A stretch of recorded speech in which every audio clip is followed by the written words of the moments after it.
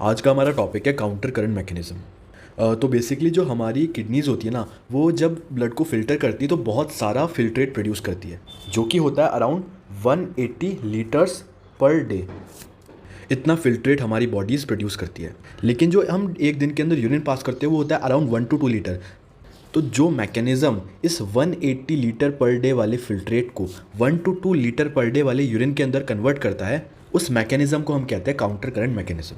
अब इस counter current mechanism की हमें ज़रूरत क्या पड़ी? देखो, अगर हमने 180 लीटर पर डे ही फ़िल्ट्रेट को पास कर दिया तो पहली बात तो हमारी बॉडी के पास इतना फ्लूइड ही नहीं है कि वो इतना पर डे लॉस कर पाए।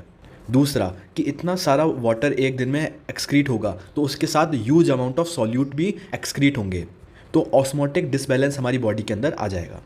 तो हम सबसे पहले काउंटर करंट मैकेनिज्म की डेफिनेशन देख लेते हैं। The counter current mechanism refers to the process by which kidneys concentrate and dilute the urine ensuring the maintenance of osmotic balance and homeostasis।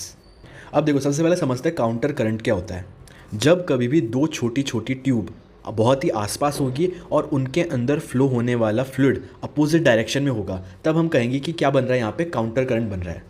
तो काउंटर करंट की कंडीशन क्या है? एक तो स्मॉल ट्यूब्स होनी चाहिए, बहुत पास होनी चाहिए, और उनके अंदर फ्लूइड जो फ्लो हो रहा है वो अपोजिट इन डायरेक्शन होना चाहिए। तो सपोज करते हैं ये हमारे नेफ्रॉन का एक छोटा सा डायग्राम है। अब हमने ये देखा था कि जो यहाँ से एफेरेंट आर्ट्रियोल आती है वो यहाँ कैपिलरीज में टूटती है और फिर इफेरेंट आर्ट्रियोल के अंदर कन्वर्ट हो जाती है, और वो इफेरेंट आर्ट्रियोल इस पूरे लूप ऑफ हेनले, पीसीटी और डीसीटी के अराउंड घूमता है। और इस पेरिट्यूबुलर कैपिलरी का वो पार्ट जो through out the loop of Henley की लेंथ को कवर करता है, उसको हम बोलते हैं वासा रेक्टा। तो ऐसी कुछ हमारी जो नेफ्रॉन है उसकी एनाटमी हो गई। अब हमें यहाँ पे 3 टाइप के काउंटर करंट देखने को मिलेंगे। जो पहला काउंटर करंट है वो हो रहा है बिटवीन लूप ऑफ हेनले, क्योंकि जो फिल्ट्रेट है वो यहाँ इस डायरेक्शन में आएगा और इस डायरेक्शन से जाएगा, तो दो ट्यूब पास है और उनके अंदर जो फ्लूइड फ्लो हो रहा है वो अपोजिट इन डायरेक्शन है। तो फर्स्ट काउंटर करंट किसके हो गया? Between loop of Henley. ऐसे ही जो सेकेंड हमारा काउंटर करंट बनेगा वो किस किस के बीच में बनेगा? बिटवीन वासा रेक्टा।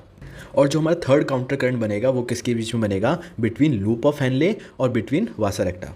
क्योंकि जो फिल्ट्रेट है लूप ऑफ हेनले के अंदर वो इस डायरेक्शन में जा रहा है और जो पेरिट्यूबुलर कैपिलरीज का ब्लड है वो इस डायरेक्शन में जाएगा। एक्चुअल में जो पेरिट्यूबुलर कैपिलरीज वो ऐसे नहीं होती, वो होती है कुछ ऐसे, वो यहाँ से जाती है एंड फिर इस डायरेक्शन में जाती है।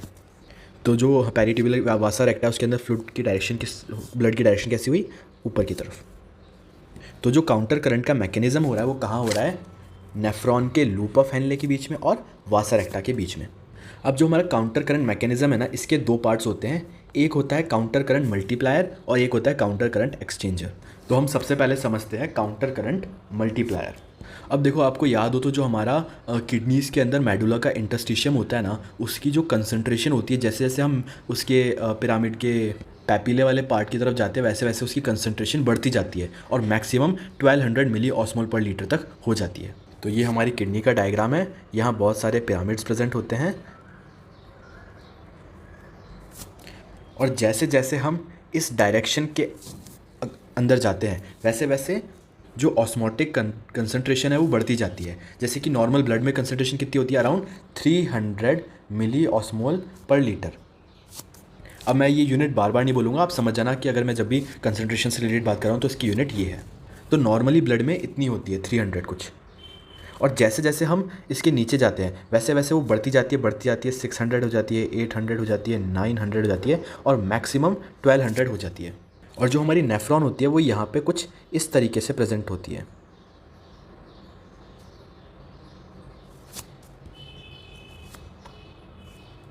तो जो ये कंसंट्रेशन ग्रेडियंट बना हुआ है ना किडनी के अंदर, वो किसने बनाया है? वो बनाया है काउंटर करंट मल्टीप्लायर ने।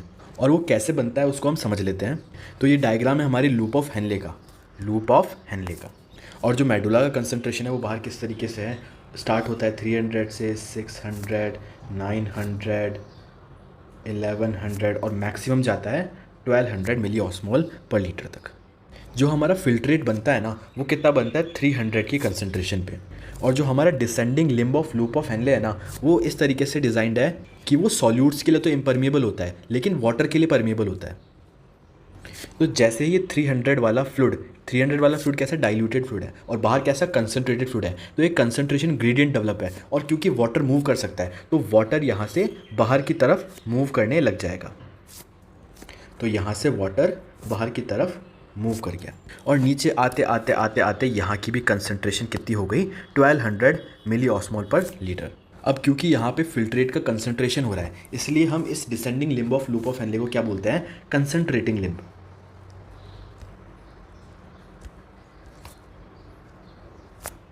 अब ये जो हमारा फिल्ट्रेट था वो यहाँ तक तो आ गया। अब ये जैसे ही ऊपर की साइड मूव करेगा ना, तो जो ascending limb of loop of Henley है वो परमिएबल टू सॉल्यूट लेकिन इम्परमिएबल टू वाटर होता है। साथ में यहाँ पे कुछ पंप भी प्रेजेंट होते हैं। कौन से पंप, सोडियम पोटेशियम 2 क्लोराइड को ट्रांसपोर्टर। ये क्या करते हैं, कॉन्स्टेंटली सोडियम पोटेशियम और 2 क्लोराइड को मेडुलरी इंटरस्टिशियम के अंदर फेंकते जाते हैं। तो देखो यहाँ पे समझो क्या हो रहा है, जो 300 वाला हमारा जो फिल्ट्रेट था वो आया, पहले कंसंट्रेट हुआ, अब जो कंसंट्रेटेड आयंस है उसको हमने मेडुला के अंदर, मेडुलरी इंटरस्टिशियम के अंदर भेज दिया। तो बेसिकली जो एक कंसंट्रेशन ग्रेडियंट डेवलप हुआ वो इसी मैकेनिज्म के थ्रू हुआ और इसी को हम बोलते हैं काउंटर करंट मल्टीप्लायर, कि पहले हमने आयंस को कंसंट्रेट कर दिया और उसको मेडुलरी इंटरस्टिशियम के अंदर भेज दिया। तो ये ऐसा रिपीटेडली होता जाता है, इसलिए हमारी जो मेडुलरी इंटरस्टिशियम है वो इतनी ज़्यादा कंसंट्रेटेड ग्रेडियंट में अवेलेबल होती है। अब हम इसकी थ्योरी देख लेते हैं। तो थ्योरी क्या कह रही है, the counter current multiplier system primarily located in the loop of Henle amplifies the concentration of solute within the medullary interstitium creating a high osmotic gradient that is essential for the kidneys ability to concentrate the urine. अब एक बात बताओ कि अगर बाहर concentration इतनी ज़्यादा नहीं होती तो क्या हम वाटर को बाहर निकाल पाते, और वाटर को हम बाहर नहीं निकाल पाते तो क्या हम जो 180 लीटर पर डे प्रोड्यूस होने वाला फिल्ट्रेट है उसको 1 to 2 लीटर के अंदर कन्वर्ट कर पाते हैं, नहीं कर पाते। तो वही यहाँ पे कह रखा है, creating a high osmotic gradient that is essential for the kidneys ability to concentrate the urine. अब इसके स्टेप्स देख लेते हैं। सबसे पहले देखते हैं descending limb of loop of Henle में क्या हो रहा है। ये कैसा है, permeable to water but impermeable to solute, जिसकी वजह से क्या होगा, जो वाटर होगा वो ट्यूबुलर फ्लूइड को छोड़ के मेडुलरी इंटरस्टिशियम में चला जाएगा और फिल्ट्रेट कैसा हो जाएगा, concentrated. Ascending limb of loop of Henle में क्या हो रहा है, जो परमिएबिलिटी है वहाँ पे कैसी है, impermeable to water but permeable to sodium potassium and chloride. और वहीं पे एक पंप भी प्रेजेंट है, sodium potassium 2 chloride cotransporter. अब डिसेंडिंग में तो क्या हो रहा था, कंसंट्रेशन, लेकिन असेंडिंग में होगा डाइल्यूशन। तो इस तरीके से हमारी यूरिन की जो कंसंट्रेशन है और डाइल्यूशन है वो मैनेज होता है। कि डेफिनेशन में हमने क्या पढ़ा था, concentration and dilute the urine. अब जो हमने ऊपर पहले पढ़ा था उसकी वजह से क्या हुआ, एक मेडुलरी ऑस्मोटिक ग्रेडियंट का डेवलपमेंट हुआ, जिसकी रेंज क्या है, अराउंड 300 से लेके 1200 तक। जो हमने ऊपर पढ़ा वो एक लूप में रिपीट होता जाता है, जो कि उसको मेंटेन करके रखता है कंसंट्रेशन ग्रेडियंट को। Loop interaction, positive loop feedback क्या करता है, मेंटेन करता है मेडुलरी ऑस्मोटिक ग्रेडियंट को।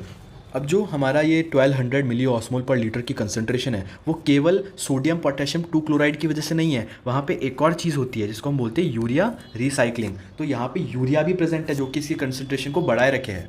मतलब कलेक्टिंग डक्ट से कुछ यूरिया बाहर आ जाता है और वो यूरिया पीसीटी के थ्रू वापस ट्यूब्यूल के अंदर एंटर कर जाता है और इसकी वजह से एक certain amount of urea constantly medullary interstitium के अंदर प्रेजेंट होता है और वो हेल्प करता है जो हमारे मेडुलरी इंटरस्टिशियम की कंसंट्रेशन ग्रेडियंट है उसके डेवलपमेंट में। अगर नहीं समझ में आया यूरिया वाला तो मैं बता देता हूँ कि यूरिया क्या करेगा, जो यहाँ पे कलेक्टिंग डक्ट है ना इससे थोड़ा सा बाहर निकल जाएगा और यहाँ पे बहुत सारा यूरिया, एक मिनट में कलर भी चेंज कर देता हूँ पेन का।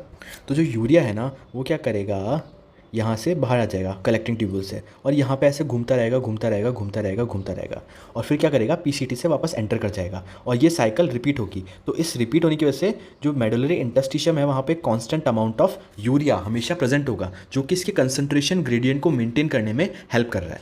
तो फिलहाल की वीडियो में इतना ही, वीडियो लंबा हो रहा है तो जो नेक्स्ट टॉपिक है हमारा काउंटर करंट एक्सचेंजर, उसको हम नेक्स्ट वीडियो के अंदर देखेंगे। Thank you.